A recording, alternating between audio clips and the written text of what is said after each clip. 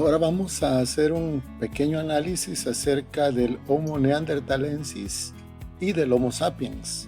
Así que acompáñame para que podamos analizar esta información. El Homo neanderthalensis también se conoce como hombre de Neandertal. Se extinguió, lamentablemente, o no lo sé si lamentablemente, pero se extinguió hace 40.000 años. Sin embargo, su ADN sobrevive en nuestra especie, en el Homo sapiens sapiens. ¿De dónde vino el hombre de Neandertal? Se piensa que los neandertales evolucionaron a partir de una población del Homo heidelbergensis, que se separó y se adaptó a los climas fríos de Europa hace unos 400.000 años. Por otro lado, se cree que los humanos modernos evolucionaron a partir de una población de Homo heidelbergensis que permaneció en África y que eventualmente dio lugar al Homo sapiens hace unos 300.000 años. Veamos los rasgos evolutivos del hombre de Neandertal. Su estructura facial, su rostro prominente. Los neandertales tenían una estructura facial más prominente que la de los humanos modernos, con una mandíbula grande y una frente inclinada. La caja torácica del hombre de Neandertal era muy amplia. Los neandertales tenían una caja torácica más amplia que la de los humanos modernos, lo que sugiere que tenían una mayor capacidad pulmonar. Estaban más adaptados a respirar en lugares extremos. Las extremidades de estos hombres de Neandertal eran cortas y eran robustas. Ellos tenían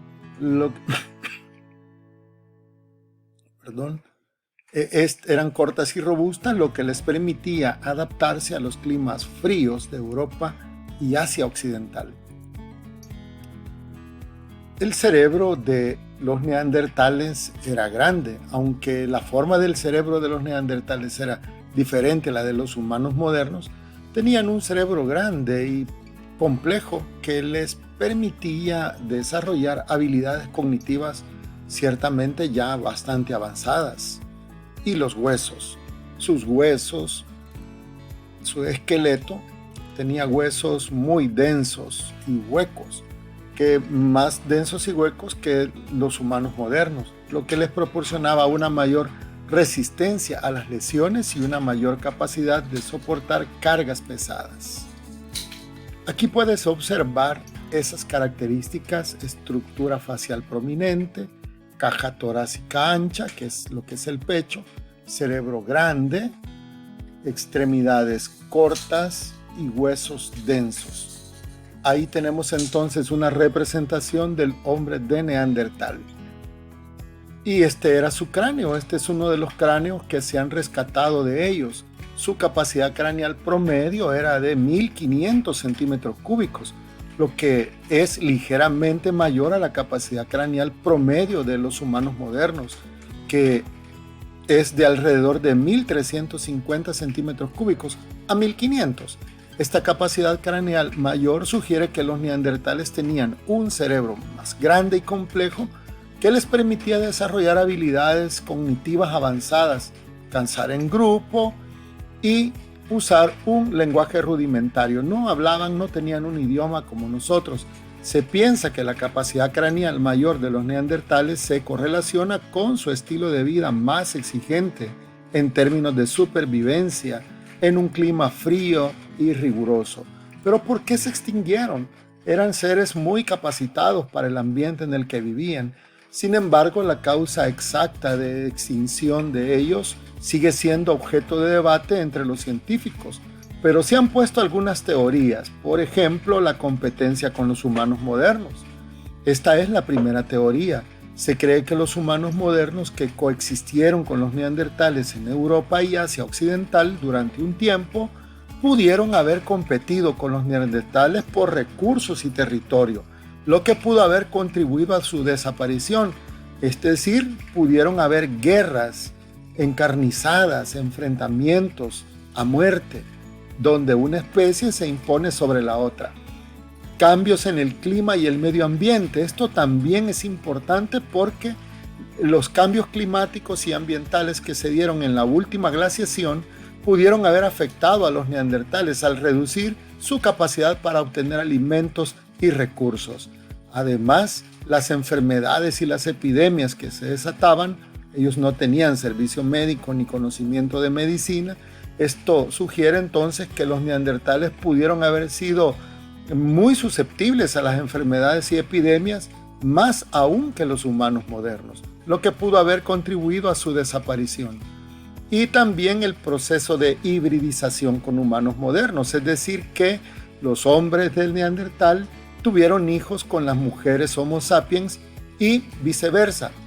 Por lo tanto, esto lo que hizo fue que la especie de neandertales y humana creara híbridos.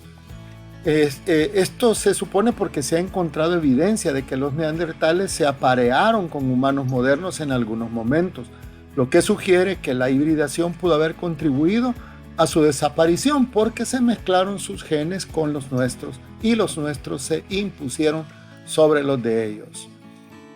¿Qué es lo que ha quedado entonces de ellos, del Neandertal y del Homo sapiens?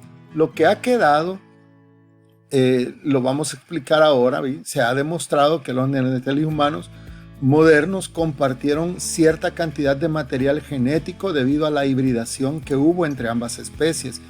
Sin embargo, la mayoría de los humanos modernos tienen solo una pequeña cantidad de ADN neandertal en su genoma, lo que sugiere que la hibridación fue limitada y no tuvo un impacto significativo en la evolución del Homo sapiens.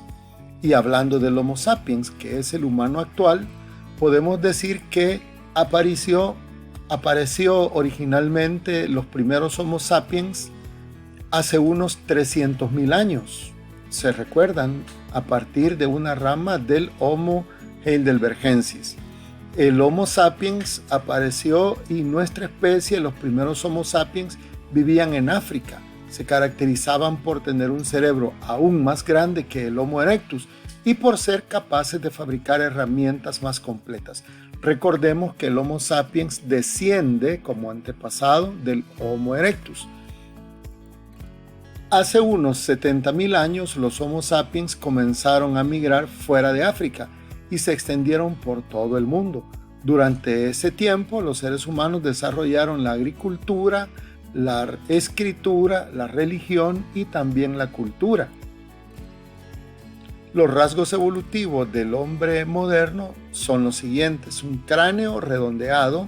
El cráneo del Homo sapiens sapiens es redondeado en comparación con el cráneo alargado de los neandertales y otros homínidos. Ahora, quiero que veas que cuando hablamos del hombre actual, el hombre moderno, o sea, tú y yo, el nombre de la especie es Homo sapiens sapiens, no solo Homo sapiens, porque dentro de la categoría de Homo sapiens ya estaba el neandertal. Él era también un Homo sapiens, pero nosotros somos Homo sapiens sapiens. Es decir, tenemos un grado más de evolución, somos una subespecie del Homo sapiens. La cara del humano moderno es aplanada, es relativamente plana en comparación con la cara muy prominente en la área bucal de los neandertales y de los homínidos. Recuerda que en los antepasados primates tenían un hocico, no tanto que era una boca con la misma estructura de la nuestra. El mentón prominente, esto viene siendo la quijada, ¿verdad? En el Homo sapiens sapiens tiene un mentón prominente que sobresale de la mandíbula inferior. Y en el caso del cerebro, el cerebro del Homo sapiens es grande, más grande y complejo que el de otras especies de homínidos, lo que le permite desarrollar habilidades cognitivas avanzadas y, por supuesto, la postura erguida. El Homo sapiens sapiens camina erguido sobre dos piernas, lo que le permite tener una postura vertical única en el reino animal. Y la habilidad para el lenguaje. El Homo sapiens sapiens tiene la capacidad para desarrollar un lenguaje complejo y sofisticado, lo que le permite comunicarse de manera efectiva y desarrollar sociedades y culturas complejas. Veamos esas características en un Homo sapiens. Ahí tenemos el cráneo redondeado, el cerebro grande, la postura erguida, el rostro plano, el mentón prominente y una capacidad para hablar porque tiene desarrollada la faringe y la laringe. Muy bien, bastaría con que tú te veas a un espejo para que puedas observar esas características si son más prominentes en ti, si son más visibles en ti, porque somos Homo sapiens sapiens. Aquí tenemos la capacidad cerebral en evolución de hace 3.5 millones de años con los primates, un cerebro pequeño, una boca larga, ¿sí? Un hocico básicamente, y la visión binocular. Hace 3 millones de años ya con los australopithecus, aquí teníamos los primates, aquí tenemos los australopithecus que tienen 3 millones de años. Bueno, estos no son, sí son los australopithecus con 3 millones de años. Y luego tenemos el Homo erectus con 2 millones de años, o el Homo habilis también, por ahí se calculan estas fechas. Y luego vean cómo va cambiando el cerebro hasta llegar al presente, en el cual andamos por los 1400 y 1500 centímetros cúbicos en la capacidad cerebral. Nuestra cabeza, nuestro cráneo es muy distinto al de un chimpancé y al de otros primates fósiles. Y hasta aquí llegamos con esta explicación, deseando que todo te haya quedado bastante claro. Si no te has suscrito al canal, pues todavía lo puedes hacer. Que tengas un excelente día. Bendiciones.